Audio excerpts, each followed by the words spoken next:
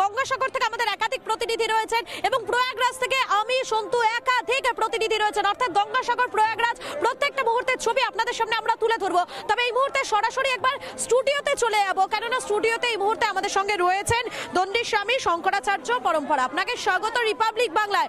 এই মুহূর্তে আমি প্রয়াগরাজে রয়েছি, বিগত বেশ কয়েকদিন ধরে এখানে আছি।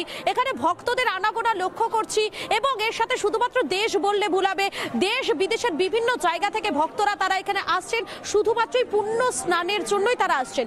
আপনার থেকে জানতে চাইবো এর মাহাত্ম্যটা ঠিক কেমন, যে মাহাত্ম্যর টানে পুরো দেশ বিদেশের বিভিন্ন প্রান্ত থেকে ভক্তরা এই প্রয়াগরাজে ছুটে আসছেন। ঋষি দুর্বাসার অভিশাপে যখন দেবগণ দুর্বল হয়ে পড়ে, তখন তারা প্রত্যেকে মিলে সমবেতভাবে ভগবান বিষ্ণুর কাছে যান এবং তার কাছ থেকে উপায় জানতে চান যে কিভাবে তারা পুনরায় তাদের শক্তি পুনরুদ্ধার করেন। এবং তারা শ্রী বিষ্ণুর আদেশক্রমে সাময়িকভাবে দৈত্যদের সাথে মৈত্রী স্থাপন করেন এবং সমুদ্র মন্থনে উদ্যত হয়। সমুদ্র মন্থন যখন হচ্ছিল সেই সময় অমৃত কুম্ভ সেই সমুদ্র মন্থন হইতে উঠে আসে এবং ইন্দ্রের ছেলে জয়ন্ত সেই অমৃত ভাণ্ড নিয়ে ওখান থেকে পলায়ন করে। ওকে পেছন পেছন দৈত্যকুলো ফলো করে যে তুমি কেন অমৃত নিয়ে একা চলে যাবে। এই যে এই অমৃত উদ্ধারের জন্য দেবাসুর যে সংগ্রাম হয় 12 দিন ব্যাপী, মানে দেবলোকের একদিন হচ্ছে মনুষ্যকুলের 1000 বছর। এই যে পুরো বিষয়টা হয় 12,000 বছর মনুষ্যকুলের এবং 12 দিন দেবকুলের হয়। এর মধ্যে 12 দিনে প্রতিদিন এক ফোঁটা করে অমৃত বিন্দু অন্তরিক্ষের বহুদিকে পড়ে। তার মধ্যে 4 ফোঁটা পড়েছিল হচ্ছে আমাদের ভারতবর্ষের 4টি জায়গায়, প্রয়াগরাজ, উজ্জয়িনী, হরিদ্বার এবং নাসিক। বাকিগুলো দেবলোকে রয়েছে। এগুলি মানুষের পক্ষে এই স্নানের লাভ তোলা সম্ভব নয়। এখন বিষয় হলো এই উক্ত দিবসে যখন আমাদের কুম্ভ মেলাগুলি অনুষ্ঠিত হয় জ্যোতির্বিজ্ঞান অনুসারে, সেই সমস্ত দিনে তারা যদি এই যে সঙ্গম স্থলগুলি রয়েছে কুম্ভের, সেইখানে তারা স্নান করেন, তাহলে সেখানে তাদের জন্মজন্মান্তরের পাপ তো ধুয়েই যায় এবং তারা সেই অমৃত লাভ তারা করে এবং তাদের দেহ বা মনের যে স্বাভাবিক মল সেগুলি সব আপনার সঙ্গে প্রয়াগরাজ থেকে আপনার কাছে আমি সরাসরি একটা প্রশ্ন জানতে চাই মহারাজ। আপনি ব্যাখ্যা করছিলেন এত পূর্ণ স্নান, এত পূর্ণ রয়েছে, কোটি কোটি মানুষ ভক্ত আসছেন পূর্ণ স্নান করার জন্য। যারা আসছেন বাংলা থেকেও যারা আসছেন, অনেকেই বলছেন বাংলাদেশের পরিস্থিতির প্রেক্ষিতে তারা বলছেন হিন্দু রাষ্ট্রের প্রয়োজন। আপনার কি মনে হয়, প্রধানমন্ত্রী নরেন্দ্র মোদী বলেছেন এটা একতার মহাযজ্ঞ, কি মনে হয় এই দাবি উঠছে, আপনার কি মনে হয়, আপনার প্রতিক্রিয়া কি? দেখুন, আমাদের যে দেশভাগ হয়েছিল, এটা অনেকটা এরকম ব্যাপার হয়েছিল যে 2 ভাই তারা সম্পত্তি ভাগ করে নিয়েছে। বড় ভাই তো ছোট ভাইয়ের সম্পত্তিতে যেতে পারবে না, কিন্তু ছোট ভাই নিজের সম্পত্তিতেও থাকবে, আবার বড় ভাইয়ের সম্পত্তিতে কেউ ভাগ বসাতে পারে। তো এই যে একটা প্রহসনের দেশভাগ হয়েছে এবং পরবর্তীকালে আজকে এত বছর ধরে স্বাধীনতার পরেও হিন্দু সম্প্রদায় এই যে কঠিন পরিস্থিতির মধ্যে দিয়ে যাচ্ছে, তাদের যে এই পারিপার্শ্বিক সম্প্রদায় বিশেষ এবং অন্যান্য কারণগুলির জন্য যে সমস্যা তারা দৈনন্দিনভাবে মোকাবিলা করছে, সেই পরিপ্রেক্ষিতে অবশ্যই হিন্দু রাষ্ট্র হওয়া উচিত।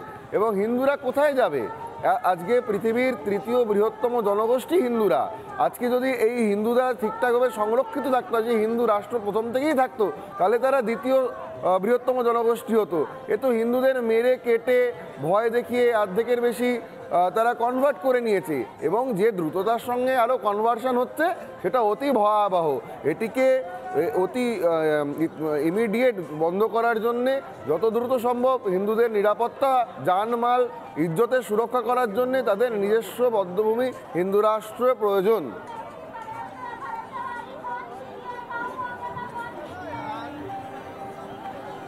মহারাজ, মোদীজি, প্রধানমন্ত্রী নরেন্দ্র মোদী তিনিও বলছেন সবার আসা প্রয়োজন এই মহাকুম্ভে। আমি ছোট্ট করে জানার চেষ্টা করব, প্রত্যেকে আসা উচিত, আপনার মত কি?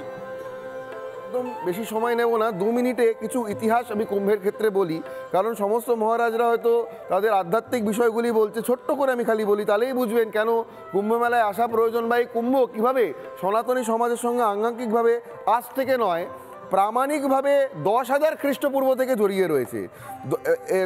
ঐতিহাসিক এসবি রয়ের ইতিহাস অনুযায়ী 10,000 খ্রিস্টপূর্বে আমরা প্রথম স্ক্রিপ্টেড কুম্ভমেলার প্রমাণ পাচ্ছি। 600 খ্রিস্টপূর্বে বুদ্ধিস্ট ম্যানুস্ক্রিপ্টে প্রমাণ পাচ্ছি। 500 খ্রিস্টপূর্বে শঙ্করাচার্য প্রথম কুম্ভমেলাগুলিকে পুনরায় গঠন করছে। 400 খ্রিস্টপূর্বে সম্রাট চন্দ্রগুপ্তের দরবারে ইউনানের থেকে আসা প্রতিবেদনে আমরা এই কুম্ভমেলার উল্লেখ পাচ্ছি। 300 খ্রিস্টাব্দে প্রথম আগম আখাড়ার গঠন, 547 খ্রিস্টাব্দে আবান আখাড়ার গঠন, 600 খ্রিস্টাব্দে সম্রাট হর্ষবর্ধন দ্বারা আয়োজিত কুম্ভমেলা। মানে আপনি ভাবুন, সরকারি পৃষ্ঠপোষকে সুন্দরভাবে কুম্ভমেলা আজকে নয়, 600 খ্রিস্টাব্দে সম্রাট হর্ষবর্ধন করছেন। আচ্ছা, 904 খ্রিস্টাব্দে নিরঞ্জনী আখাড়ার গঠন, 1300 খ্রিস্টাব্দে সেখানে ইসলামিক আগ্রাসীরা কুম্ভমেলায় আক্রমণ করে সে বছরে। সেই সময় যাদেরকে আমরা কানফাট্টা যোগী সাধু বলি, অর্থাৎ এই যে যোগী আদিত্যনাথজির যে পরম্পরা, তারা কুম্ভমেলাকে রক্ষা করেছিল 1300 খ্রিস্টাব্দে, খুব ইম্পর্টেন্ট। 1146-এ জুনা আখাড়ার গঠন, 1398 এই সালটা আমাদের ভুলে গেলে চলবে না। কুম্ভমেলা 1398 সালে হরিদ্বার কুম্ভে কৈমুর লং নরসংহার করেন। তীর্থ রয়েছেন এই মুহূর্তে আমাদের সঙ্গে সরাসরি স্টুডিও থেকে। আমি আপনার কাছে একটা বিষয় জানতে চাইছি, এই জায়গাতে বিভিন্ন জায়গা থেকে, দেশ বিদেশের বিভিন্ন জায়গা থেকে পুণ্যার্থীরা, ভক্তরা এসেছেন শুধুমাত্রই স্নান করবেন বলে। তাদের উদ্দেশ্যে আপনার ঠিক কি বার্তা থাকবেন? রিপাবলিক বাংলার মাধ্যমে আপনি তাদেরকে কি বলতে চাইবেন এই মুহূর্তে? আমি প্রতিটি পুণ্যার্থীকে এই বার্তাই দেব যে সনাতন ধর্ম সংস্কৃতি এমন একটা সংস্কৃতি যেখানে পূর্বে 8 কোটি, 12 কোটি, 20 কোটি পর্যন্ত জনসমাগম হয়েছে। অফিসিয়ালি আনঅফিসিয়ালি গিনেস ওয়ার্ল্ড বুকে রেকর্ড রয়েছে, দেশ বিদেশ বিভিন্ন সমাজ সম্প্রদায়ের লোকেরা, এবং সেখানে কোনো ঝামেলা, অশান্তি বা অরাজকতা আর কোনো ইতিহাস নেই। তো আপনারা এবারও প্রত্যেকটি পুণ্যার্থী পুণ্য স্নানের জন্য গেছেন, আপনারা আপনাদের নিজেদের পুণ্য কামনার জন্যে পবিত্র স্নানগুলি করুন, এবং আগামী দিনে হিন্দু রাষ্ট্রের যে মানবিক আমাদের কামনা রয়েছে প্রত্যেক হিন্দু সনাতনীদের, সেই কামনার সংকল্প করেই ভগবানের কাছে প্রার্থনা জানিয়ে পুণ্য স্নানগুলি করুন। এবং বিশ্বের যেখানে যেখানে সনাতন ধর্মাবলম্বীরা নিপীড়িত হচ্ছে তাদেরকে আপনাদের বার্তা দিলেন এই মুহূর্তে স্বামী রামানন্দ তীর্থ, দণ্ডী স্বামী, শঙ্করাচার্য পরম্পরা। তিনি বললেন এখানে যারা যারা আসছেন তাদের উদ্দেশ্যে বার্তা দিয়েছেন তিনি, এবং সেই বার্তা রিপাবলিকের দর্শকদের শুনিয়েছি আমি এবং সন্তু, আমরা দুজনেই। এই মুহূর্তে প্রয়াগরাজে ঠিক ঠিক করছে ভক্তদের ভিড়, তারা প্রত্যেকেই এসেছেন ডুবকি দিতে, পূর্ণ স্নান করতে। আর সেই প্রয়াগরাজ থেকে প্রত্যেকটা মুহূর্তে ছবি আপনাদের সামনে তুলে ধরছি আমি এবং সন্তু। নানা ধরনের কন্টেন্ট দেখার জন্য লাইক করুন, শেয়ার করুন আমাদের ফেসবুক পেজ, সাবস্ক্রাইব করুন আমাদের ইউটিউব চ্যানেল। পাশাপাশি অন্যান্য ব্রেকিং নিউজের জন্য অবশ্যই চোখ রাখুন রিপাবলিক বাংলায়।